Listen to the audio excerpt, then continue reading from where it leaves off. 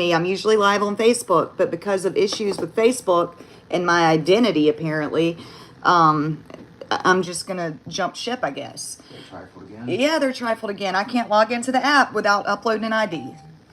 Anyway, so it's fine. All right. Cayla and Haskel here. If y'all do not know who we are locals here in the hub city, Petal, Mississippi, rather, if you want to get technical. We live in Petal. Haskel works in Hattiesburg. He's a reporter for the Pine Belt News. Well, your business or your publishing company that you work for is in Hattiesburg. We report the news. I'm a photographer. I do freelance photography for the paper, and we are married. All right, so here to talk about the Tate Reeves scandal and Brett Favre scandal and Phil Bryant scandal and everything else scandal, because it's just so very ironic that this is happening here in Hattiesburg, where, like I said, we live and work. We're both USM alumni. I graduated from USM in 2010. He graduated in 2008. I have a degree in psychology. He has a degree in mass communications. So we are very familiar with this area and the people in it. We're very familiar with the university. We're very familiar with the politics here. And in fact, we were at a press conference just a few weeks ago where Tate Reeves came down to a groundbreaking, and y'all, you're just going to have to get used to me because I am not professional on these lives. Like right now, I'm going to put some makeup on because I need it. Tate Reeves came down to Hattiesburg. When was it? 2 weeks? A week ago?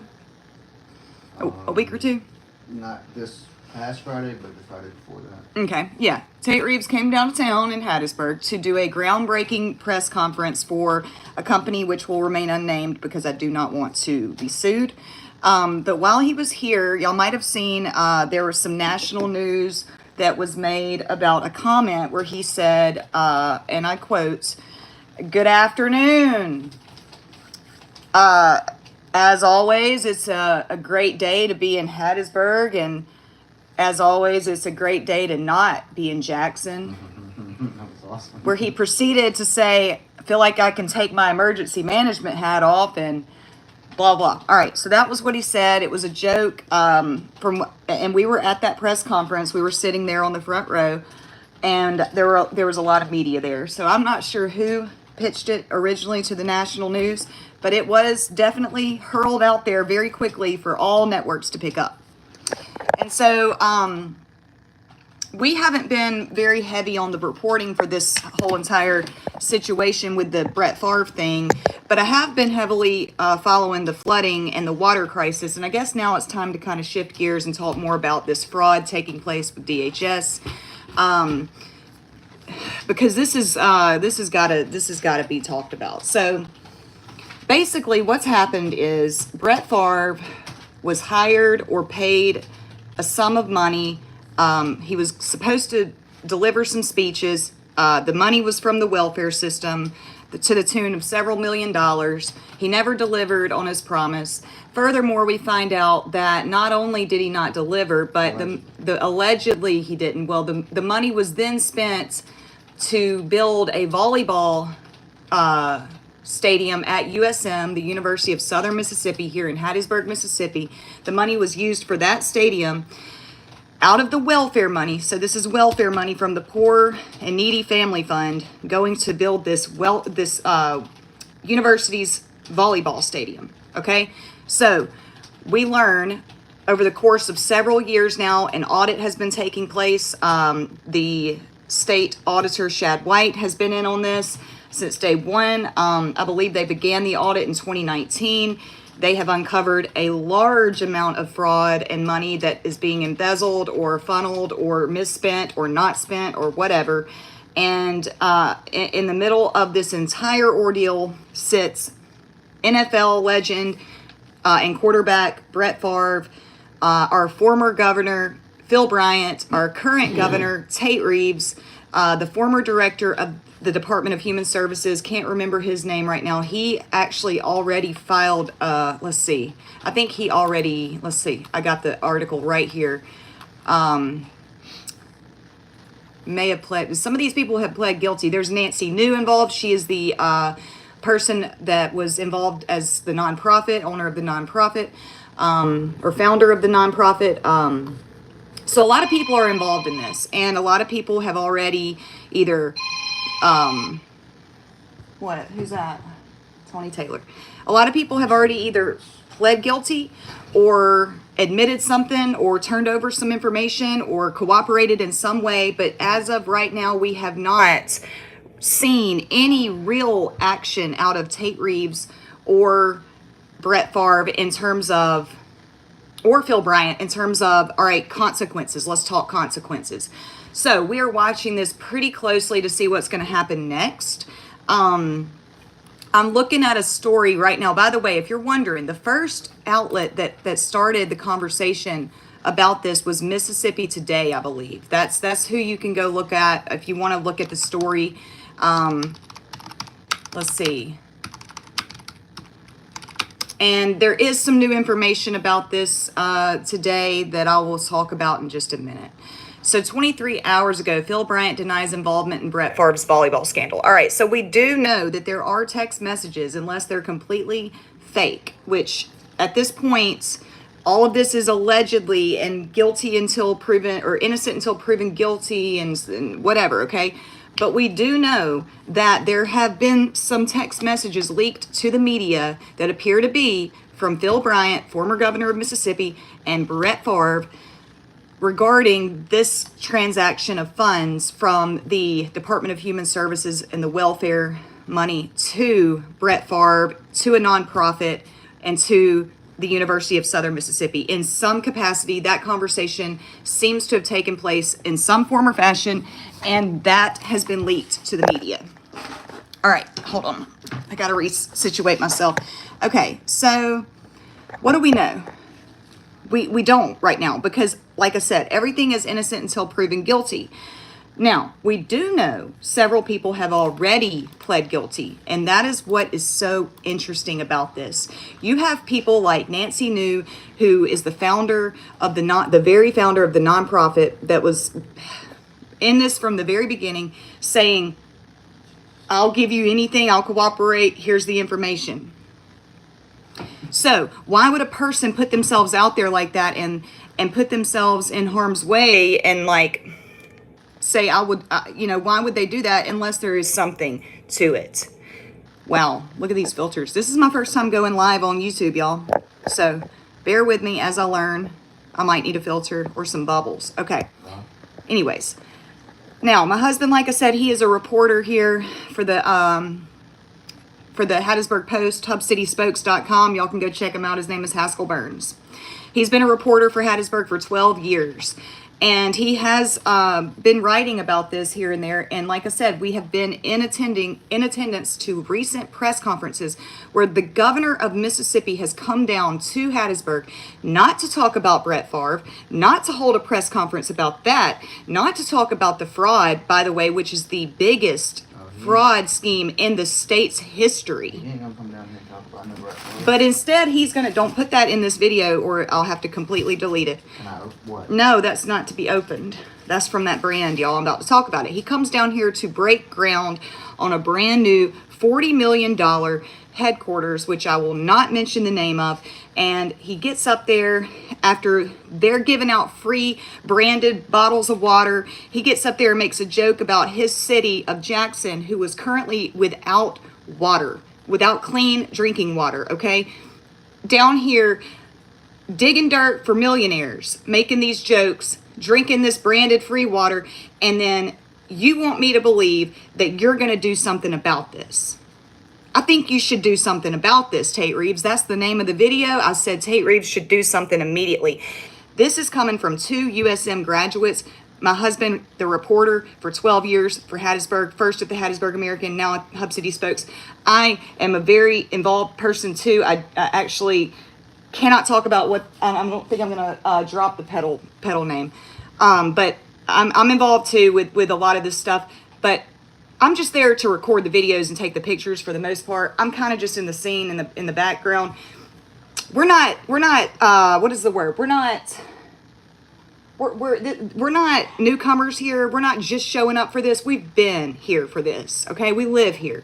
This is coming from people front and center, sitting on the front row, who do this for a living. And we are telling you right now, you should probably do something, Tate Reeves. You should probably go ahead and make a move, because you're losing right now, all right? I don't know if that's your plan. Maybe it's your exit strategy. Maybe we need to send Toby Barker to the top. To the top. All right, no pun intended. I'm just saying. Maybe that's what's going on here. Who knows? All we know is Jackson's a cesspool. They can't provide clean drinking water for their residents. And the governor himself jokes about it. And that's a fact. It is on record. I was there front and center for the damn press conference. Call me a liar. I can show you the video, and I can show you the picture of us in the crowd to prove it. All right? We didn't leak that to the media. Somebody else did, but I was there for that. And you leak something to yourself. Well, that's another thing. I'm talking about national. This went national in a matter of hours. So, all eyes on you, Tate. All eyes are on you, Tate. All eyes are on you. I could say it and say it and say it. What you gonna do? Or are we just gonna sit back and act like this didn't happen? Because it seems like you're sitting back and acting like this didn't happen. When I see you in public places, you're acting like this isn't happening. You're acting like this is not happening, and it is insulting. It is insulting coming from somebody who was a single mom, who had to get on welfare, who had to do that, who was on food stamps, who was on the Medicaid, who still has to deal with it to this day because they will not get me off of it because of COVID. Coming from somebody who gets my child support deposited onto a card because Mississippi says I have to, and they steal from it, and I have proof. People are fed up. They want to see change. They want to see you do something about it. Educate yourself. Stop making comments. I'm sorry, I'm not trying to make enemies here. But like, I'm sure you're looking at my shirt dazed and confused and thinking about that loaf of bread or whatever you compared marijuana to when they talked about the pound of weed or brick of weed. No. He said an ounce would fit into a bread bag. Yeah, educate yourself. Educate yourself in general. Like, whatever, babe, that was awesome. Maybe you're just a stand-up comedian and I'm not here and I'm not getting the joke. But there are people out here who are being stolen. Like, okay, you might think that this money wasn't ever seen and therefore it's not missed. But this isn't all that's happening. My child support is, they divvy out my child support and they take from it because they say I have to give them money for the other children who are on receiving services. I have proof of this, and it's not a little bit of money. It's like $40 for every $500 I get. Not only that, they literally nickel and dime you for every call you make, every time you check your balance, every time you go to an ATM. There are poor people in this system. The system is for poor people, and y'all are allowing embezzlement and fraud to infiltrate the lives of innocent children by way of their mothers and fathers who are in the system that you let fail. Just like the water, that is also another example of a failed system. And I am not going to stand by anymore and act like this is okay. It's not okay. And it's not just affecting people of color. It's affecting everybody. So if you're the type of person, heaven forbid, who is standing idle because you have reservations regarding race, which is very unfortunate, by the way, if you are. Very, very unfortunate if you're that type. But I'll have you know, sir, I came from, I won't even go there. I'm supposed to be, if you are that mindset, I'm not going to say you are, but let's say, imagine, I should be your ideal demographic then. And it happened to me. So what are you going to do about that? Next, it'll happen to your kids and their kids.